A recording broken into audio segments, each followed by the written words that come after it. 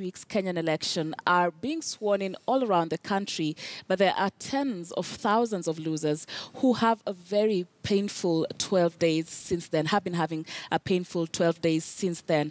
And this week's Health Digest, our medical correspondent, Dr. Mercy Korir, looks at how one should cope with such a loss.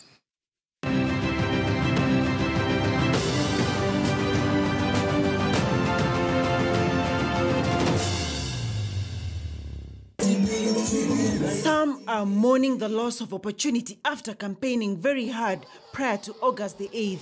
Others are mourning the loss of money and other resources invested in the campaigns. Some feel cheated, others accept they lost fairly. The bottom line is that losing in any contest is painful. Of course, I'm surprised that I did not win against all odds. Hesbon Omondi, who was an ODM candidate, does not concede defeat over the Embakasi Central seat. If there's any time that is very frustrating, is the electioneering time. It is very frustrating. You can imagine a number of calls that you receive in a day. You don't have time for your family. After such input of time, money and hope for a win, a loss is devastating. This is not unique to Kenyans. In the 2012 presidential election in the US, Mitt Romney and his wife had to cope with losing the election to Barack Obama. I cried. There was such passion in the people who were helping us. I just felt, we've really let them down. In this March 2013 interview with Fox News, Mitt and Ann Romney talked of the emotional challenges that came with the loss. In a flash, it was all gone. You can be in a very high position, but you recognize you're serving, and then all of a sudden you're released and you're nobody. What is the point of waking up as early as 2 in the morning, go queue, you vote at around 11 o'clock, then the results are not exactly what you expect to be. People are very disappointed. Since these reactions and feelings are normal and expected, what is the best way forward? Provide them with space where they can express their sense of loss. Kwa nini government inapiga vijana wetu risasi? Tumekasirika sana, by the way. One of the saddest things that the government has done is to try and stop people from expressing their disappointment and their grief.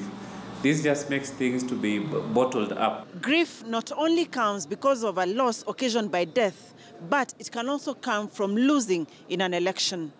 This is because of the emotional investment many put into elections. So what symptoms should you look out for in yourself or your loved ones trying to cope from a loss from this season?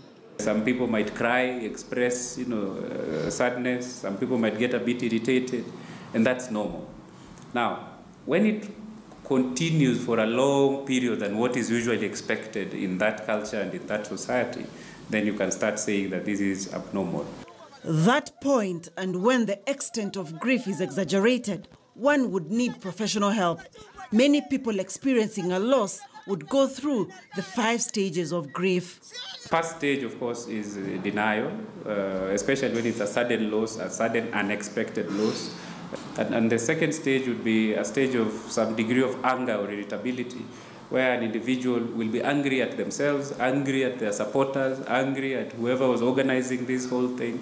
And after this, people go through a stage of bargaining, where, somebody might start thinking, if somebody is religious, they say, God, if you just allow me, allow this thing to go in my way, I'm going to change my life. After this, somebody might go into a stage of despondency or depression, where they withdraw from other people, they keep to themselves for some time. And finally, you go into a stage of acceptance, where you say, well, it happened, and I'm going to pick up the pieces, and I'm going to design a new path going forward. When many express various emotions following an election loss, you need not worry. Somebody is sitting there and saying, no, it's okay. I don't mind. It was just a loss. And that is somebody you need to watch, because they might be bottling up their feelings. Letting people process the loss is the best way of moving forward. But if it is handled in a much less humane way, it will make it even more difficult for some people. when Hillary Clinton lost, her supporters in all the states in the US were protesting in the streets. Some of them in New York went to the Trump Tower, and every day they were picketing and making noise. There was no, magnitude of excessive force as we have seen in this country. They have found creative ways of living with a president that they might not like. As many cry and express their disappointment. As a young lady, I am a parent, I have kids. Right now, I can't be with my kids because of this election. Not everybody vies for an election every year and loses. It's not a normal experience. So when they react the way they do, it is a normal reaction to an abnormal situation. Dr. Mercy Korir for Health Digest, KTN News.